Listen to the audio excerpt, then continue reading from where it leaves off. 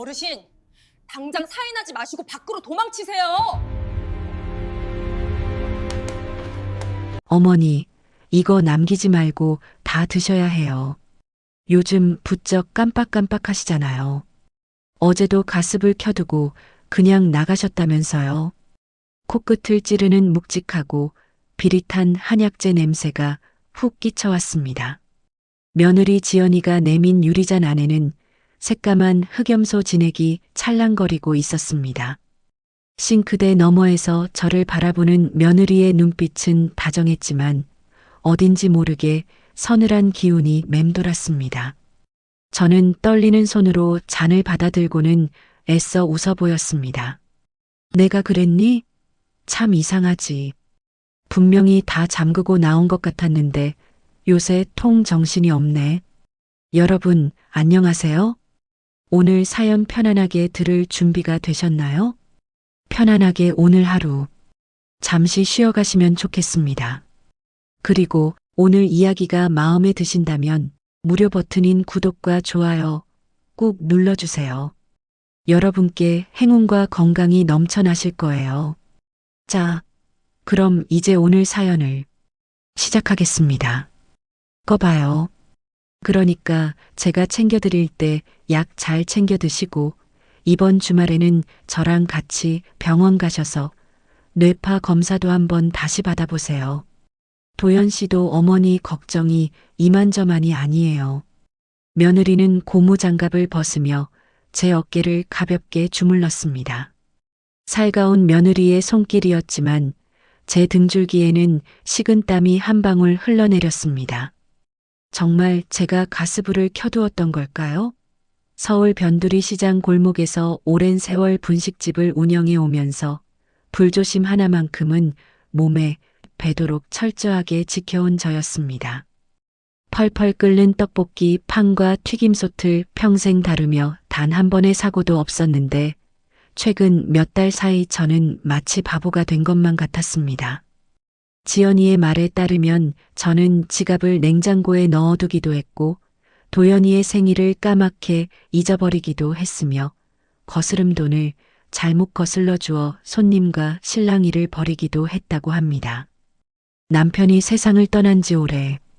하나뿐인 아들 도연이는 번듯한 중견 건설회사의 부장으로 자리 잡았고 병원 행정직으로 일하는 며느리는 바쁜 와중에도 틈틈이 저를 찾아와 살뜰히 챙겼습니다. 주변 상인들은 하나같이 입을 모아 제게 복을 받았다며 부러워했습니다. 이 팍팍한 세상에 늙은 시어머니의 건강검진을 제 손으로 예약하고 몸에 좋은 약까지 다려바치는 며느리가 어디 흔하겠습니까? 하지만 이상하게도 지연이가 다녀간 날이면 저는 제 자신에 대한 확신을 조금씩 잃어갔습니다. 어머니, 그리고 저번에 말씀드린 통장 정리 말이에요. 며칠 뒤에 저랑 같이 동네 우체국 가셔요. 어머니 요즘 비밀번호도 자꾸 잊어버리시는데 제가 서류 깔끔하게 묶어서 관리하기 편하게 도와드릴게요. 지연이는 빈 잔을 건네받으며 입꼬리를 올려 활짝 웃었습니다. 완벽하게 다정한 며느리의 미소. 하지만 그날 밤 텅 빈 안방에 홀로 누운 저는 쉽사리 잠에 들지 못했습니다. 머리맡에 놓인 달력을 가만히 올려다보았습니다. 달력에는 분식집 식자재 결제일, 가스 점검일, 단골 손님들 외상 장부 정리일이 빼곡하고 정갈한 제 글씨로 적혀 있었습니다. 이렇게 또렷한데 시장 상인들 전화번호도 수십 개를 외우고 다니는 저인데 왜 지연이와 함께 있을 때만 저는 기억을 잃은 노인네가 되어버리는 걸까요? 창밖으로 스며드는 도시의 네온사인 불빛이 오늘따라 유난히 차갑게 느껴졌습니다. 가슴 한구석에서 정체를 알 수 없는 불안의 씨앗이 조용히 싹을 틔우고 있었습니다. 번호표 41번 고객님, 3번 창구로 와주세요. 기계적인 안내 음성이 우체국 안을 울렸습니다. 며느리 지연이는 제 팔짱을 단단히 낀 채 3번 창구로 이끌었습니다. 며칠 전부터 예고했던 통장 정리를 하는 날이었습니다. 작금의 금융창구는 옛날처럼 종이 서류가 굴러다니지 않고 모든 것이 태블릿 화면 속에서 번쩍거렸습니다. 늙은 눈으로는 그 작은 글씨들을 따라가기도 버거웠습니다. 지연이는 아주 익숙하고 세련된 태도로 창구 직원에게 제 신분증과 도장을 건넸습니다. 저희 어머니 명의로 흩어져 있는 예금들을 하나로 모으고 이번에 새로 나온 안정적인 신탁 상품으로 묶어드리려고요. 어머니가 요새 치매 초기 증상이 조금 있으셔서 비밀번호를 자꾸 잊어버리시거든요. 제가 지정 대리인으로 등록해서 관리해드리는 게 나을 것 같아서요. 지연이의 목소리는 우체국 안에 누구라도 들을 수 있을 만큼 크고 또렷했습니다. 주변에 앉아있던 몇몇 사람들의 시선이 저를 향해 날아와 꽂혔습니다. 동정 어린 눈빛들, 제 얼굴이 화끈 달아올랐습니다. 저는 치매 판정을 받은 적이 없었습니다. 그저 지연이가 예약해준 병원에서 몇 가지 간단한 문답을 했을 뿐, 의사 선생님은 연세에 비해 정정하시다며 웃어주셨던 기억이 납니다. 하지만 지연이는 이미 저를 병든 노인으로 단정 짓고 있었습니다. 제가 무어라 변명이라도 하려 입을 때는 순간 지연이의 손이 제 무릎을 꽉 움켜쥐었습니다. 서류를 건네받은 여성 직원의 시선이 모니터와 제 얼굴을 번갈아 향했습니다.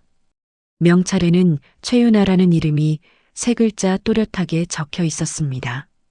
단정하게 묶은 머리에 안경을 쓴 그녀는 지연이가 내민 복잡한 서류 다발들을 하나하나 넘겨보더니 갑자기 타자를 치던 손을 멈칫했습니다. 아주 찰나의 순간이었지만 오랜 세월 시장통에서 사람을 상대하며 눈칫밥을 먹어온 제게는 그녀의 미세한 변화가 선명하게 보였습니다. 윤아라는 직원의 동공이 미세하게 흔들렸고 서류를 쥐고 있는 손끝에 바짝 힘이 들어갔습니다. 고객님, 이 상품은 단순한 예금 통합이 아닌데요. 자산의 관리와 처분 권한을 전적으로 대리인에게 위임하는 신탁 계약이 포함되어 있습니다. 어르신께서 직접 내용을 인지하시고 동의하셨는지 확인이 필요합니다. 직원의 목소리는 차분했지만 날이 서 있었습니다. 지연이는 조금도 당황하지 않고 사람 좋은 웃음을 지어 보였습니다. 아유, 그럼요. 우리 어머니랑 집에서 다 상의하고 온 거예요. 어머니, 여기 태블릿에 이름 정자로 쓰시고 서명하시면 돼요. 지연이가 제 손에 두꺼운 터치펜을 쥐어주었습니다. 모니터 화면에는 까만 글씨들이 개미떼처럼 뭉쳐 있어 도무지 읽을 수가 없었습니다. 재산 처분, 위임, 대리인. 무서운 단어들이 눈앞에서 명멸했습니다. 숨이 턱턱 막혀왔습니다. 그때였습니다. 직원이 제게 본인 확인용 태블릿을 살짝 밀어주며 그 아래로 포스트잇 한 장을 교묘하게 밀어 넣었습니다. 노란색 작은 종이 위에는 급하게 휘갈겨 쓴 글씨가 적혀 있었습니다. 어르신, 당장 사인하지 마시고 화장실 가시는 척 밖으로 나가세요. 심장이 귀 옆에서 뛰는 것처럼 쿵쾅거리기 시작했습니다. 나를 챙겨주는 며느리, 낯선 우체국 직원, 그리고 내게 건네진 한 줄의 경고. 저는 터치펜을 쥔 손을 바들바들 떨며 화면에 차마 이름을 적지 못했습니다. 아이고 애미야. 내가 갑자기 배가 너무 살살 아파서 그러는데 화장실 좀 잠깐 다녀오면 안 되겠니? 저는 터치펜을 슬그머니 내려놓으며 배를 움켜쥐었습니다. 앓는 소리를 내는 제 연기가 제발 들키지 않기를 간절히 바랄 뿐이었습니다. 지연이의 미간이 확 구겨지는 것을 보았습니다. 그녀는 혀를 끌질 차더니 주변 사람들의 시선을 의식한 듯 다시 부드러운 목소리로 꾸며내어 말했습니다. 어머니, 서명 하나만 하시면 되는데 그럼 제가 같이 가드릴게요. 일어서세요. 아니다, 아니야. 너는 여기 앉아서 마저 서류 정리하고 있어. 금방 다녀오마. 우체국 안에 있는 화장실인데 길을 잃겠니? 저는 지연이가 제 팔을 붙잡기도 전에 황급히 자리에서 일어났습니다. 다리가 후들거렸지만 억지로 힘을 주어 걸음을 옮겼습니다. 등 뒤로 지연이의 날카로운 시선이 제 뒤통수를 뚫을 듯이 따라붙는 것이 느껴졌습니다. 우체국 복도 끝에 있는 화장실 표지판을 향해 걷는 그 짧은 시간이 마치 수십 년처럼 길게 느껴졌습니다. 화장실 문을 열고 들어가는 척하다가 저는 굳게 닫힌 비상구 철문을 발견하고는 망설임 없이 그 손잡이를 잡아당겼습니다. 어머니 화장실로 들어가신 거 맞아요? 그 순간 복도 쪽에서 지연이의 구두 발소리가 또각또각 들려왔습니다. 어머니를 부르는 목소리에는 아까의 다정함은 온데간데 없고 서늘한 분노가 서려 있었습니다. 저는 숨을 헉 들이켜고는 비상구 문을 조심스럽게 닫았습니다. 그리고 그 어느 때보다 빠른 속도로 어두운 계단을 뛰어내려가기 시작했습니다. 무릎 관절이 시큰거리고 숨이 턱 끝까지 차올랐지만 멈출 수가 없었습니다. 지금 저 문을 열고 며느리와 마주친다면 저는 영영 돌아올 수 없는 강을 건너게 될 것이라는 직감이 온몸을 지배하고 있었습니다. 건물 뒷골목으로 빠져나온 저는 무작정 도로로 뛰어나가 택시를 잡아탔습니다. 덜덜 떨리는 손으로 가슴을 쓸어내리며 도망치듯 시장 어귀에 내려 익숙한 낡은 상가 건물 2층으로 허검지거 계단을 올랐습니다. 오랜 친구 정금자가 운영하는 수선집이었습니다. 명자야, 너 꼴이 왜 그래? 무슨 귀신이라도 본 사람 마냥 얼굴이 허옇게 질려서. 금자야, 나 좀 살려줘. 우리 며느리가 지연이가 나를 이상한 데로 끌고 가려고 해. 나 무슨 일에 휘말린 거니? 내 아들 도연이는 대체 어디 있는 거야? 바닥에 주저앉아 오열하는 저를 안고 금자도 영문도 모른 채 함께 울었습니다. 평생 남에게 해코지 한 번 안 하고 정직하게 살아온 제 인생이 갑자기 바닥 모를 늪으로 곤두박질 치는 기분이었습니다. 제가 사랑으로 품어온 가족이라는 울타리가 가장 무서운 사냥터로 변해버린 순간이었습니다. 옷감 더미 사이에 몸을 숨긴 채 얼마나 시간이 흘렀을까요? 제 주머니 속 스마트폰이 미친 듯이 진동하기 시작했습니다. 화면에 뜬 이름은 우리 아들 도연이었습니다. 평소 같았으면 단박에 전화를 받았겠지만 지금은 그 익숙한 세 글자마저 두려웠습니다. 떨리는 손가락으로 통화 버튼을 누르자 수화기 너머로 다급하고 날선 아들의 목소리가 쏟아졌습니다. 엄마, 도대체 어디로 가신 거예요? 지연이가 화장실 앞에서 1시간이나 기다렸대요. 지금 파출소에 실종 신고하고 난리도 아니라고요. 또 도연아, 그게 아니라 내 처가 나를 이상한 대로. 엄마, 제발 고집 좀 피우지 마세요. 지연이가 그러는데 엄마 요새 치매 증상 심해져서 우체국에서도 헛소리 하시고 갑자기 도망치셨다면서요. 경찰관분들도 치매 노인 배회하는 거라고 동네 CCTV 다 뒤지고 있어요. 얼른 병원부터 가보자고요. 네. 순간 누군가 제 뒤통수를 후려친 것 같았습니다. 평생을 희생해 키운 귀한 아들. 그런데 그 아들의 입에서 나온 치매 노인이라는 단어가 제 심장을 갈갈이 찢어 놓았습니다. 지연이는 이미 선수를 쳐서 저를 정신이 온전치 못한 사람으로 만들어버린 것입니다. 아들조차 며느리의 거짓말에 완벽하게 속아 넘어가 저를 의심하고 있었습니다. 엄마, 저 지금 회사에서 중요한 회의 중인데 뛰어나왔어요. 지연이가 얼마나 울면서 전화했는지 아세요? 경찰분들한테 위치 추적 동의했으니까 꼼짝 말고 계세요. 전화는 일방적으로 끊어졌습니다. 뚜마이너스 거리는 기계음이 마치 제 남은 인생에 내려진 선고처럼 들렸습니다. 세상 천지에 제 편은 아무도 없는 것 같았습니다. 경찰마저 저를 치매 환자로 알고 수색하고 있다면 저는 이대로 붙잡혀 지연이가 내미는 그 무서운 서류에 강제로 도장을 찍게 될 것이 뻔했습니다. 온몸의 피가 차갑게 식어가는 즈음 굳게 닫혀있던 수선집 유리문 밖으로 낯선 인기척이 들려왔습니다. 계십니까? 어르신, 안에 계신 거 알아요. 문 좀 열어주세요. 조심스럽고 낮게 깔린 젊은 여성의 음성. 금자가 묵직한 옷걸이를 쥔 채 슬그머니 블라인드를 걷었습니다. 그곳에는 아까 우체국 창구에서 제게 포스트잇을 건넸던 직원 최윤아가 서 있었습니다. 그녀의 손에는 검은색 서류 가방이 들려 있었습니다. 저는 황급히 문을 열어주었습니다. 윤아는 들어오자마자 숨을 고를 새도 없이 가방에서 두꺼운 파일철을 꺼내 책상 위에 펼쳤습니다. 형광펜이 어지럽게 그어진 문서들이었습니다. 어르신 많이 놀라셨죠? 시간이 없으니 단도직입적으로 말씀드릴게요. 서지연 씨, 초혼이 아닙니다. 가족관계 증명서상으로는 깨끗하게 세탁되어 있지만 예전에도 아주 비슷한 방식으로 재산 이전을 시도했던 전력이 있는 사람이에요. 그게 무슨 소리예요? 우리 며느리가 초혼이 아니라니? 재산 이전이라니? 여기 보시겠어요? 며느님이 오늘 가져온 서류는 단순한 예금 통합이 아니었어요.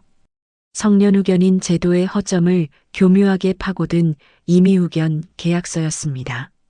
어르신이 치매 판정을 받는 순간 어르신의 분식집 건물부터 통장에 있는 현금까지 모든 재산권이 며느리에게 합법적으로 넘어가게 설계되어 있었어요. 윤아의 손가락이 가리킨 곳에는 제 이름 옆에 붙은 수많은 독소 조항들이 있었습니다. 글씨를 읽어 내려가던 제 눈이 어느 한 곳에 멈춰 붙박였습니다. 그리고 가장 무서운 건 이겁니다. 최근 석 달 사이에 어르신 명의로 생명보험이 무려 4개나 가입되어 있었어요. 수령인은 전부 서지연 씨 1명.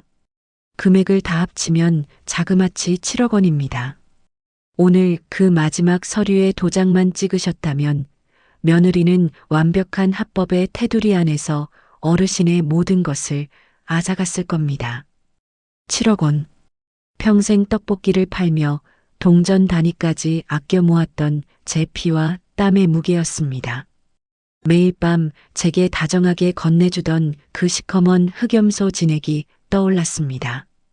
뱃속에서부터 지독한 구역질이 치밀어 올랐습니다.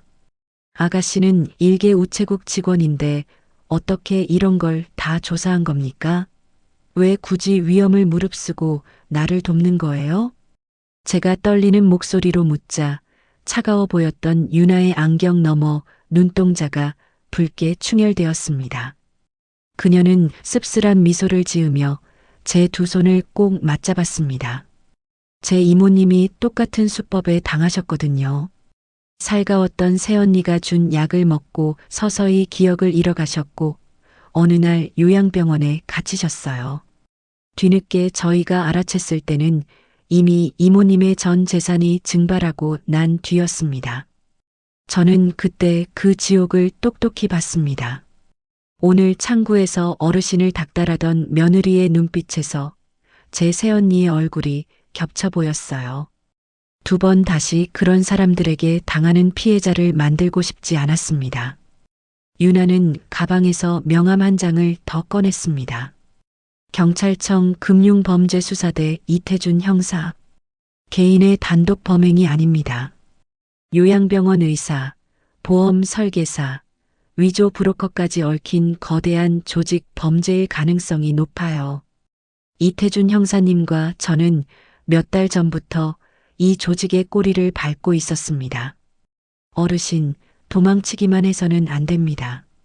저들은 경찰에 실종 신고를 냈고 어르신이 집에 안 들어가시면 정말로 치매로 인한 실종으로 몰아갈 거예요. 맞서 싸우셔야 합니다. 선택의 기로였습니다. 이대로 영영 숨어버릴 것인가? 아니면 굴로 다시 걸어 들어가 제 인생을 되찾을 것인가? 내 삶을 지키기 위해 못할 것이 없었습니다. 저는 입술을 꽉 깨물고 바닥을 짚고 천천히 일어섰습니다. 형사님을 오라고 하세요. 내가 뭘 어떻게 하면 되는지 듣겠습니다. 1시간 뒤 수선집 뒷문으로 사복 차림의 이태준 형사가 은밀하게 들어왔습니다. 그는 상황의 심각성을 설명하며 제게 가장 두렵고도 중대한 역할을 요구했습니다. 어르신, 지금 집에 들어가셔야 합니다. 집에요? 저 무서운 아이가 버티고 있는 그곳에요? 네. 지금 이대로 며느리를 체포해봤자 증거 불충분으로 풀려납니다. 가장 확실한 물증은 그녀가 어르신께 약물을 투여하려는 현장을 덮치는 것, 그리고 스스로 범행을 입에 담게 만드는 것뿐입니다. 저희가 집 안팎에 잠복하고 있을 겁니다. 어르신 옷깃에는 이 초소형 녹음기와 송신기를 달아드릴 거고요. 위험한 순간이 오면 저희가 바로 문을 부수고 들어갈 겁니다. 심장이 터질 것 같았지만 저는 고개를 끄덕였습니다. 형사가 건네준 작은 마이크를 숨기고 저는 며느리에게 전화를 걸었습니다. 신호음이 2번 울리기도 전에 지연이가 전화를 받았습니다. 어머니, 어디 가셨던 거예요? 도연 씨랑 저랑 얼마나 찾았는지 아세요? 가식적인 목소리가 수화기를 타고 넘어왔습니다. 저는 최대한 기력을 잃고 혼란스러운 노인의 목소리를 연기했습니다. 지연아, 내가 갑자기 길을 잃어서 여기가 어딘지 모르고 한참을 헤매다가 방금 겨우 집에 도착했다. 어지럽고 힘이 하나도 없구나. 집이요? 아이고, 알겠어요. 저 지금 바로 앞이니까 얼른 올라갈게요. 꼼짝 말고 계세요. 전화를 끊은 후 저는 어둠이 깔린 제 집 거실에 홀로 앉았습니다. 베란다 창밖으로는 위장 승합차가 보였습니다. 곧이어 도어락이 열리는 소리가 나고 현관문이 벌컥 열렸습니다. 사냥감이 제 발로 덫에 들어온 순간이었습니다. 어머니, 지연이가 뛰어들어오며 제 손을 덥석 잡았습니다. 그녀의 얼굴은 걱정으로 일그러져 있었지만 제 눈을 마주치는 그녀의 동공 깊은 곳에서는 안도감과 섬뜩한 승리감이 교차하고 있었습니다. 정말 큰일 날 뻔했잖아요. 오늘 서류 도장도 못 찍고 일단 진정하세요. 밖에서 오래 떠셨으니 몸 좀 녹이셔야죠. 제가 늘 끓여드리던 그 흑염소 진액, 그거 따뜻하게 데워올게요. 지연이는 코트를 벗어 던지더니 곧바로 부엌으로 향했습니다. 가스레인지 불을 켜는 척하며 그녀는 아주 익숙한 솜씨로 핸드백에서 수상한 약병을 꺼냈습니다. 그리고는 제가 마실 진액에 정체불명의 약을 몰래 섞기 시작했습니다. 옷깃에 달린 송신기를 향해 저는 아주 작게 속삭였습니다. 지금 약을 탔어요. 어머니, 자, 이거 드세요. 남기시면 안 돼요. 쭉 들이켜세요. 지연이가 다가와 제 입가에 잔을 들이밀었습니다. 역겨운 한약재 냄새 뒤로 미세하게 코를 찌르는 낯선 가루약 냄새가 섞여 있었습니다. 저는 잔을 받아든 채 손을 부들부들 떨었습니다. 지연아, 나 이거 안 먹으면 안 되니? 이거만 먹으면 자꾸 정신이 아득해지고 내가 아닌 것 같아서 그래. 내가 나한테 왜 이러는 거니? 제가 전곡을 찌르자 지연이의 다정했던 얼굴에서 미소가 싹 가셨습니다. 그녀는 무표정한 얼굴로 돌변하더니 제 손목을 옴짝달싹 못하게 꽉 움켜쥐었습니다. 어머니, 쓸데없이 고집 피우지 마시고 주는 대로 드세요. 어머니는 곧 아무것도 기억 못하게 될 거예요. 건물이며 통장이며 쥐고 있어봤자 무슨 소용이 있겠어요? 도연 씨도 이미 어머니 정신이 온전치 않다고 생각해요. 편하게 모셔다 드릴 테니까 그냥 조용히 도장 찍고 이약이나 드세요. 그녀가 제 입을 억지로 벌리려던 찰나였습니다. 쾅 마이너스. 요란한 파열음과 함께 현관문이 열리며 형사들이 거실로 쏟아져 들어왔습니다. 서지연, 노인복지법 위반, 사기미수 혐의로 긴급 체포한다. 이태준 형사가 달려들어 지연이의 손에 들린 컵을 쳐내고 수갑을 채웠습니다. 쨍그랑 마이너스 유리잔이 산산조각 나며 시커먼 액체가 카페 뒤로 얼룩졌습니다. 뒤늦게 연락을 받고 달려온 아들 도연이가 현관에 멍하니 서 있었습니다. 완벽한 몰락의 순간이었습니다. 수사 결과는 참혹하면서도 명백했습니다. 며느리 지연이는 악질적인 금융 사기 조직의 핵심 일원이었습니다. 그녀는 의도적으로 제 아들 도연이에게 접근해 결혼했고 완벽한 현모양처 연기를 하며 신뢰를 쌓아왔습니다. 압수수색 결과 그녀의 금고에서는 정신을 혼미하게 만드는 정체불명의 불법 약물들과 노인들을 상대로 갈취한 위조 신탁 계약서들이 쏟아져 나왔습니다. 병원의 가짜 진단서도 모두 돈으로 매수한 결과였습니다. 경찰서 조사실 앞. 며칠 사이 훌쩍 늙어버린 듯한 아들 도연이가 제 앞에 무릎을 꿇었습니다. 엄마, 제가 어리석었어요. 어떻게 제 아내라는 사람이 엄마한테 그런 짓을 하는 것도 모르고 어떻게 제가 엄마를 의심하고 엄마 저를 용서하지 마세요. 사내놈이 아이처럼 짐승 같은 울음을 터뜨렸습니다. 저는 가만히 손을 뻗어 아들의 등을 쓸어내렸습니다. 원망스럽지 않았다면 거짓말이겠지만 아기를 품고 다가온 자의 교활함이 무서운 것이지요. 도연아, 울지 마라. 모르면 속는 거다. 하지만 이번 일로 뼈저리게 배웠으면 됐다. 사람의 믿음이란 건 그저 달콤한 말이나 겉모습으로 판단해서는 안 되는 거다. 내 삶은 내가 지키고 믿음은 반드시 두 눈으로 확인해야 하는 거란다. 그저 액땜을 크게 한번 했다고 생각하자. 아들은 제 품에 얼굴을 묻고 한참을 더 울었습니다. 허무하게 무너질 뻔했지만 역설적으로 저는 이 시련을 통해 제가 얼마나 강인한 사람인지를 다시금 깨닫고 있었습니다. 저는 더 이상 보호받아야 할 나약한 노인이 아니었습니다. 그로부터 반년의 시간이 흘렀습니다. 겨울은 유난히 따뜻하게 느껴집니다. 저는 잠시 문을 닫았던 시장통 분식집의 셔터를 다시 힘차게 올렸습니다. 간판도 산뜻한 색으로 새로 칠했습니다. 그리고 가게 유리창에 커다란 안내문 하나를 붙여두었습니다. 어르신 금융범죄 상담 무료로 도와드립니다. 혼자 끙끙 앓지 마시고 이야기하세요. 제 분식집은 이제 동네 노인들의 안전기지가 되었습니다. 우체국을 그만두고 본격적으로 시니어 금융피해 방지센터에서 일하게 된 최유나 양은 주기적으로 저희 가게에 와서 어르신들을 위한 사기 예방 강연을 해줍니다. 이태준 형사님의 끈질긴 수사 덕분에 사기 조직은 뿌리까지 일망타진되었습니다. 명자 씨, 나 어제 은행에서 적금 만기됐다고 오라는데 이거 혼자 가도 되는 건가? 또 이상한 서류 들이밀면 어떡해? 앞치마를 두른 제게 동네 세탁소방 영감이 걱정스러운 얼굴로 묻습니다. 저는 갓 튀겨낸 바삭한 김말이를 하나 나들이며 활짝 웃어 보입니다. 걱정 마세요. 내일 오전 장사 잠깐 접고 제가 같이 가드릴 테니까. 요즘 세상이 어떤 세상인데 도장을 함부로 찍습니까? 늙는다는 건 말이에요.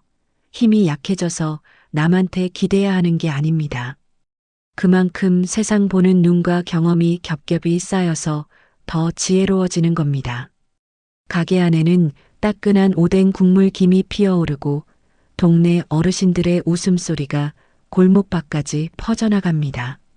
누군가는 제 인생이 황혼에 접어들었다고 할지 모릅니다. 하지만 거센 태풍을 이겨낸 지금 제 진짜 빛나는 인생은 바로 지금부터 시작이라는 것을요. 저는 이제 제 이웃을 지키는 든든한 파수꾼입니다. 여러분, 오늘 이야기 어떻게 들으셨나요? 세상을 오래 살다 보면 참 별의별 일이 다 있습니다.